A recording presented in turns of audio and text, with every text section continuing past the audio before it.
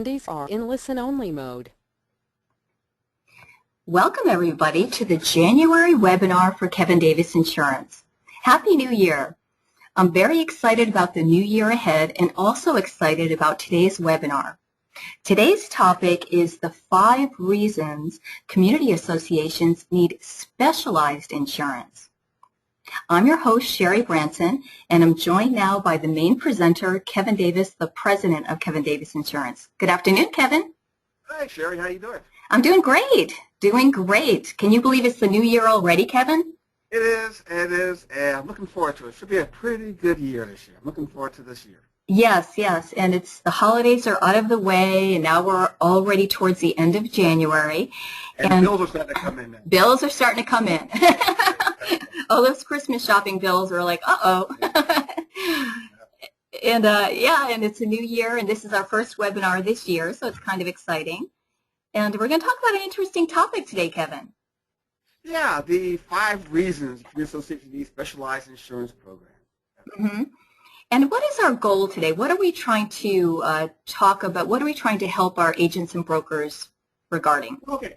What I want to talk about today is the importance of using community association insurance specialists so that the association can fully be protected, because community associations itself are very complex organizations. I mean, too often community association board members buy insurance from their friends, relatives, or just a general insurance agent out there. And these agents usually lack the expertise in the community association industry. Okay, so what we're saying is that associations are, like we're saying, they're unique and they're different. So it makes sense and it's smart to find somebody who understands the industry really well. And that's what this program's about today. Mm-hmm. Great. And now, Kevin, we're going to do five reasons, as we mentioned earlier. Oh, and I just want to mention, if anybody needs a copy of today's presentation, please send me an email to sbranson@kdins.com, and I'm happy to send you a copy of today's presentation. And I also have marketing flyers on all of our products. So if you ever need any marketing flyers, please send me an email as well. And now we're going to start out with our countdown with number 5. Community associations are complex organizations and require specialized coverages. Yeah, that's true. The number of community associations in the U.S. has increased from about 10,000 to 40 years ago to more than 328,000 a day. And what's happened over that time period has become more and more complicated in terms of just not having pools only and clubhouses. Now they have all kinds of amenities that really, really stretch the imagination. And as more people are moving into these community associations, people are beginning to realize there are rules and responsibilities that they must follow in order to enjoy the quality of life offered by community associations. Mm-hmm. However, the problem off the bat is that they choose to ignore the rules, and that's where that problem begins. Mm-hmm. Lots of rules and regulations. That's true, Kevin. And for people who may have not been working in the community association industry for a while, I know there are different types of community associations, Kevin. Can you explain what they are and tell everybody, give everybody a little description? Sure. When we talk about a community association, we talk about homeowner association, or a PUD, which is a planned unit development, condominium, or cooperative. There are also things called commercial condominium, resort condominium hotels, and timeshares. Now, we in our office have insured them as small as 3 units and up to a 19,000 unit homeowner association. Okay, so it's all shapes and sizes with lots of different amenities. Some are really tiny and some are huge, really huge. So the risk is different for each one, of course. And now when we talk about community associations, what exactly is a community association? Well, it can easily be broken down into 3 basic characteristics. Number 1, all owners are automatic members. There are governing documents out there that explain how the association should be managed.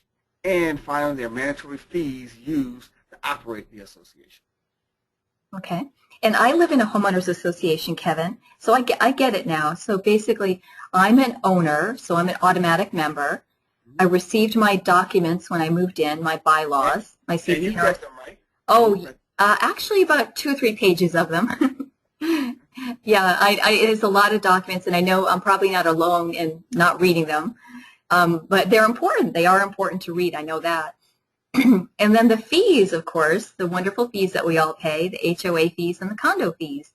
Mm-hmm. So these are the characteristics of associations. And also another characteristic is the board of directors. That's a common thread that all associations have. And can you talk a little bit about what are the primary responsibilities of the board? Sure. When you talk about the board of directors for a community association, they do four things. They operate and maintain the community association. They manage the financials and do a yearly annual budget. They make long-range plans, and their number one job is to enforce the rules and regulations provided by the governing documents. That is their job. Now, the problem is most board members don't realize that's their job. They treat serving on a not-for-profit board, community association board, as a hobby or social club. That's the problem. That's true. At my association, I know at the board meetings they're talking about the latest movie, their favorite book, who's going to win the Academy Award. So it's very social. American Sniper. Yes. Oh, that's your pick. That's your pick, huh, Kevin? I saw it over the weekend, and it looks like the best picture. Really? Okay, so you think it's a great movie? Yeah. Okay. Yeah. And that's and I'm sure everybody else out there has their opinion on the best movie too. And so that's the problem, right, Kevin? That it becomes very social. People become friends, and they're not really looking at it as a business. That's what the problem is. They need to stop looking at it as a social gathering and as a business. I mean, just picture a community association out there as 100 units, and each unit is worth $100,000. Okay, now you're talking about a $10 million corporation that the board of directors are responsible for maintaining and operating. That's a big responsibility. That's what the problem is. People who live in those community associations don't follow the rules. They don't like paying their fees. And now you have a board of directors whose job is to maintain it. They think it's a club. That's why it's critical to have an insurance agents that really understand how community associations operate. And Kevin, we have a community association manager here at my association that seemed to handle a lot of the day-to-day transactions. Yes. Remember, the board of directors themselves are volunteers and not experts. They need a community association manager to assist them in managing the association on a day-to-day basis.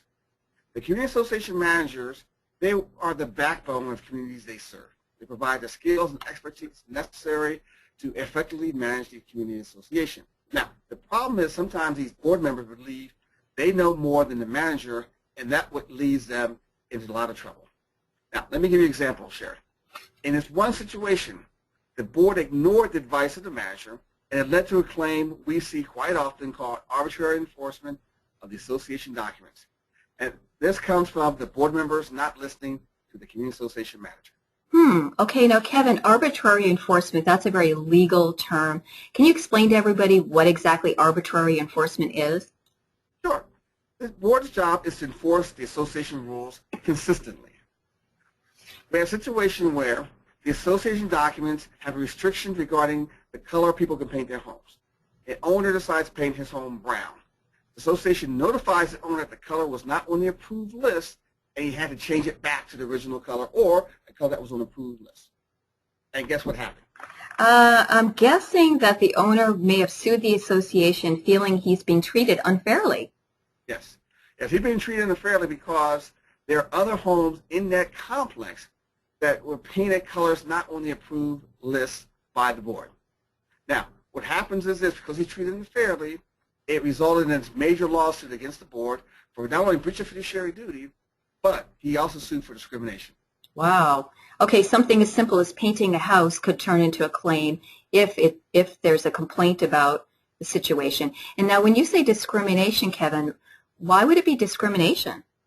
Okay, when you don't enforce the rules uniformly, consistently, what happens is that a person out there who believes he's part of, or is part of a protected class, believes he was treated unfairly because of one of the protections available under the Fair Housing Act or American Disabilities Act. And so he comes back and sues for discrimination. That's how that goes. I see. Okay. Thank you, Kevin. And now we move on to reason number 4. Community associations have unique exposures that many nonprofits do not have. Now, what are we talking about here, Kevin? Okay. The board of directors of community associations ultimately responsible for the on-site operations such as maintenance, work, landscaping, and general repairs, which can easily result in some kind of personal injury or property damage. We're talking about things like poor indoor-outdoor lighting can result in all kinds of slips and falls in the common area. Mm-hmm.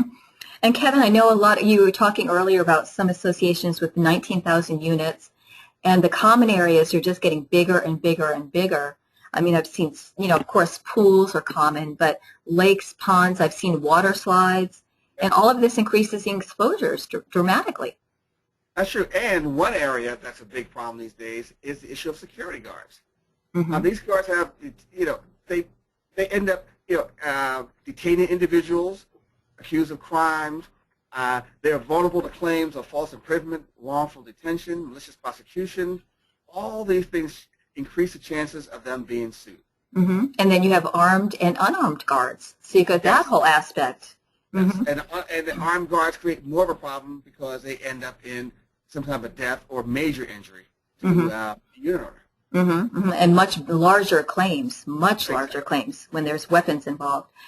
So what you're saying, Kevin, is community association board members make decisions every day, and problems can come up when unit owners, board members, renters, contractors, or the property manager doesn't like a decision that they make and file a claim. Yeah. And that's what gives community associations their uniqueness. Another reason why community associations are unique compared to other corporations is that claims against board members of community association are usually emotionally based because it is where they live.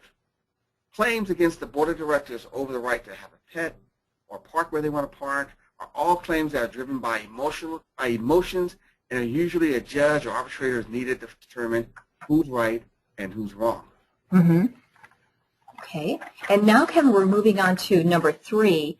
Community associations are required to have a working knowledge of state laws, banking, and other issues that impact their community. Now, why is this important? Well, every year, states are changing, revising, and adding new legislation impacting community associations. Most states have legislation already that dictates how community associations must operate. For example, in California, a reserve study is required every 3 years. The study analyzes associations' major components, such as the roofs, pools, and predicts how long they will last and the cost to replace. Many associations are not aware of this requirement and do not have a reserve study performed. Like, for example, you live in a homeowner association. Do you believe your association conducted a reserve study? Actually, I don't think they have, Kevin. No. Mm-hmm. Yeah, so that could be a potential problem down the road.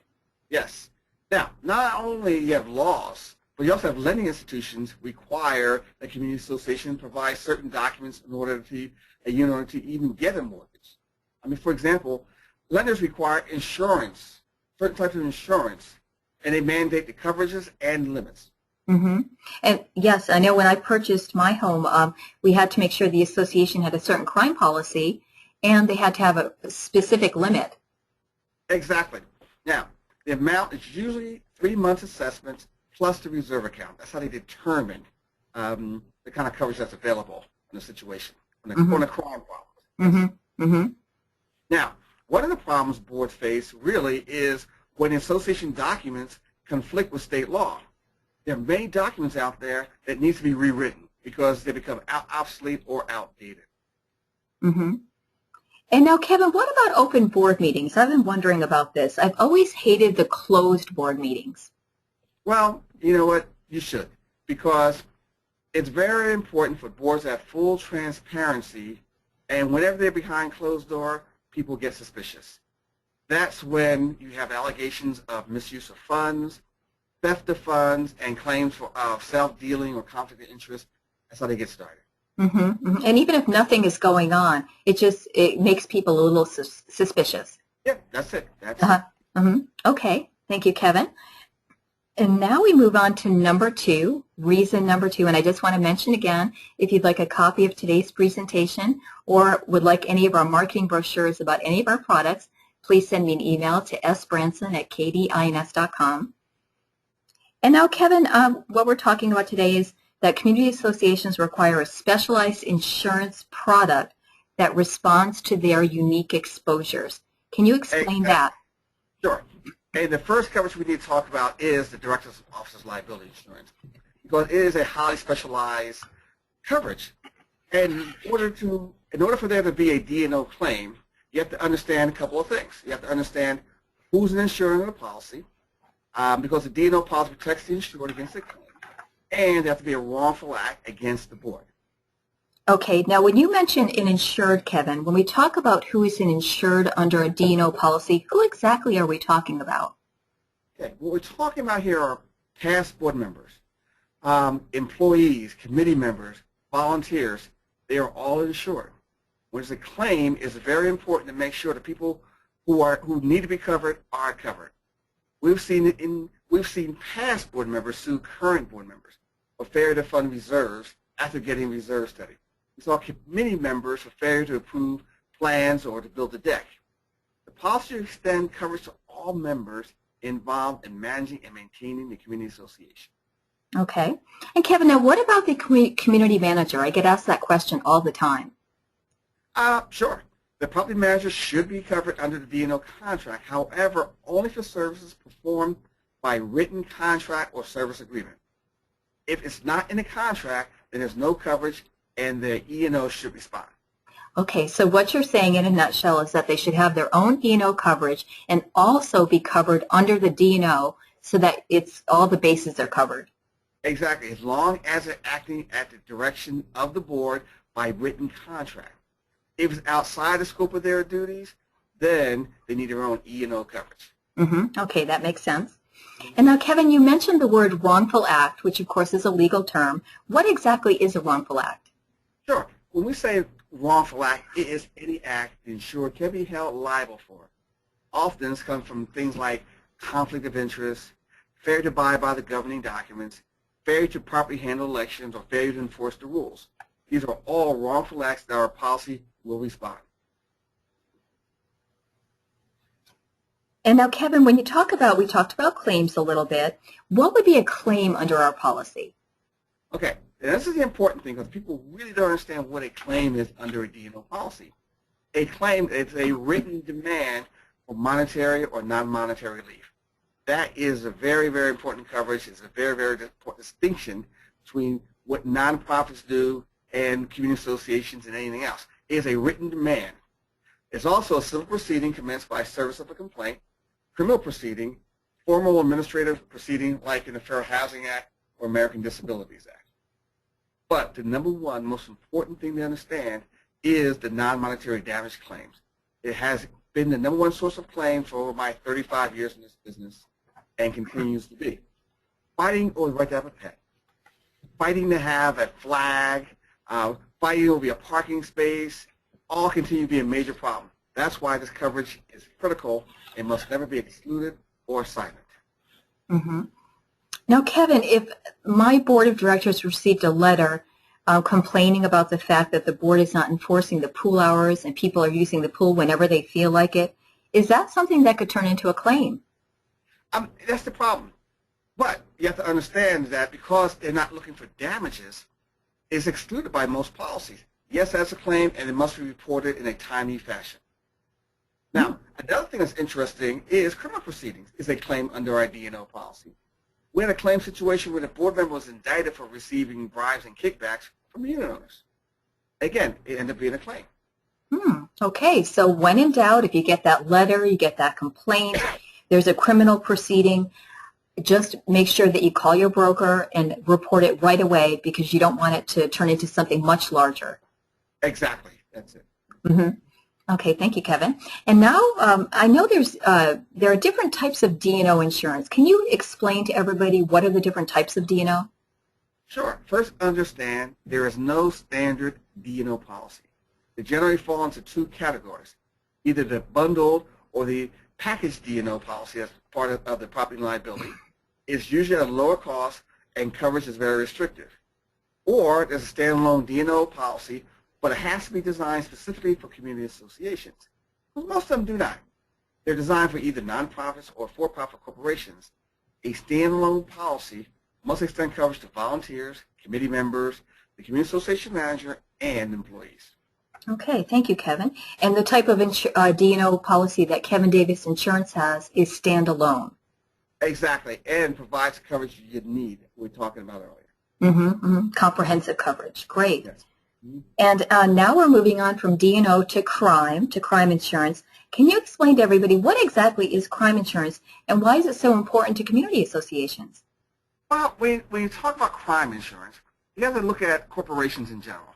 Most corporations out there have an accounting department that has internal controls to stop people from embezzling money. However, community associations, they don't have that. There's very little oversight for people handling funds. There's no requirement out there to become an association board member or treasurer. Anybody can become any of those things.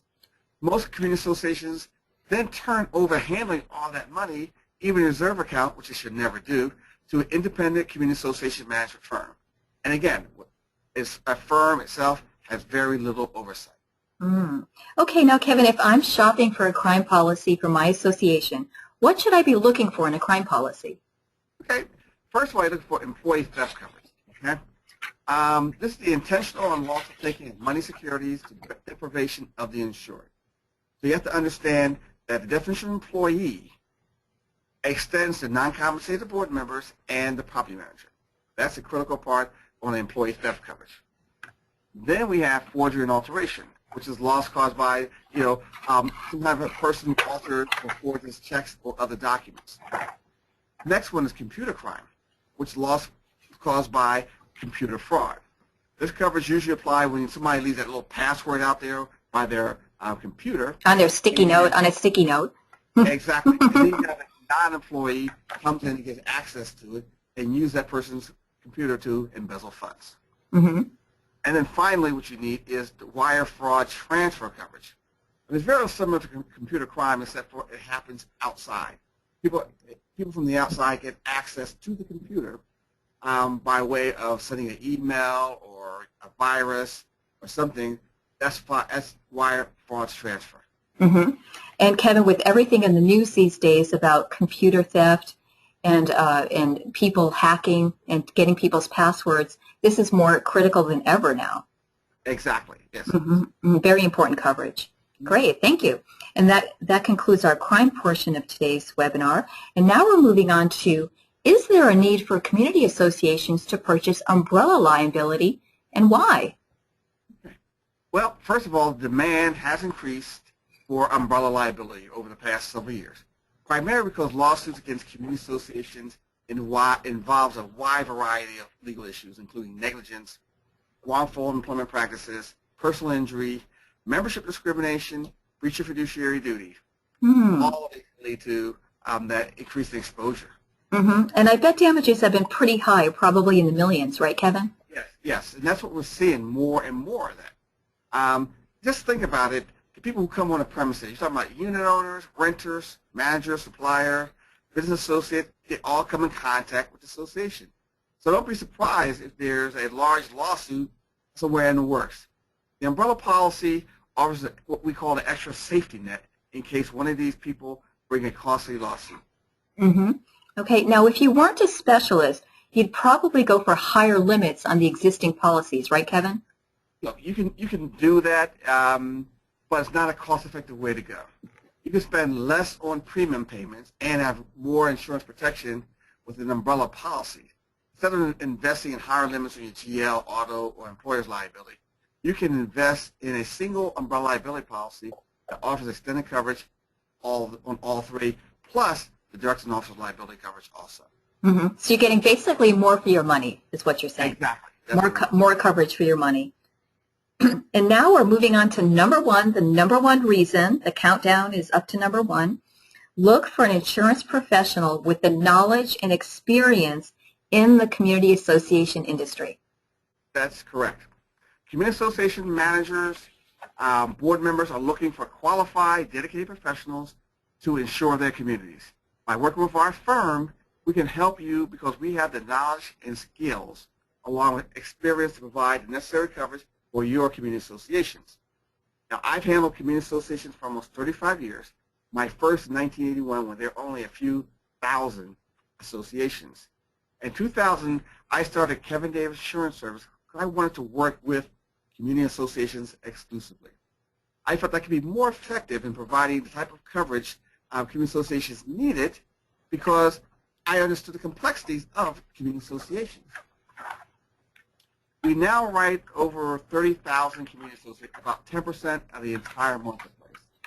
Unlike our competitors, we only specialize in community association-related products. We don't do apartment buildings, strip malls, libraries, foundations. We only focus in on community associations. So what you're saying, Kevin, is that you made your reputation as a community association specialist, correct? Yes.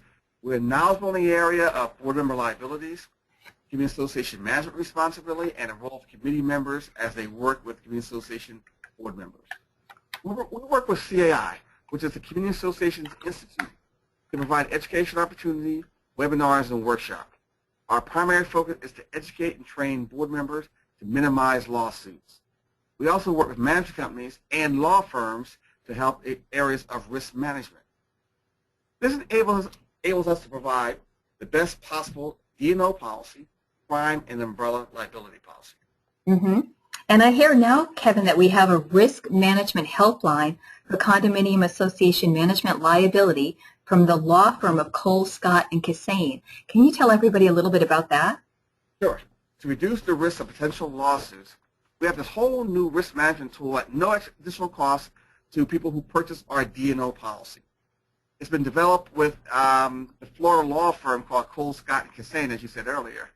They have an extensive experience representing condos, co-ops, and homeowners associations. Great. Great, Kevin. And it's up on the screen right now. You can see the phone number. And this is exclusively through Kevin Davis Insurance, correct, Kevin? Yes, that's true. An exclusive risk management hotline. So this is a wonderful resource for everybody. And what types of questions are appropriate for the hotline and what types are not? The goal of the hotline is to provide an opportunity to ask general risk management questions related to community associations. I mean, such as what are duties and responsibilities when collecting assessments? I mean, that's an important one that we see all the time. Mm-hmm. Okay, so what if somebody has a question about a dispute or something? What should they do then? Well, if you need legal advice about their dispute, you should contact your own attorney. The hotline is for information only about community association-related issues. Mm-hmm. Okay, that makes sense. And I wanted to mention to everybody again, if you want a copy of today's PowerPoint presentation, please send me an email to sbranson@kdins.com. And this is a great resource for our customers, this risk management hotline. Mm-hmm. Great. Thank you very much, Kevin. Thank you very much. Thank you. And thank you, everybody, for joining us today. Please join us in February, on February 18th, for the Year in Review. What are the top insurance events of 2014 that will have an impact on 2015? Have a great afternoon, everybody. Take care. Mm-hmm.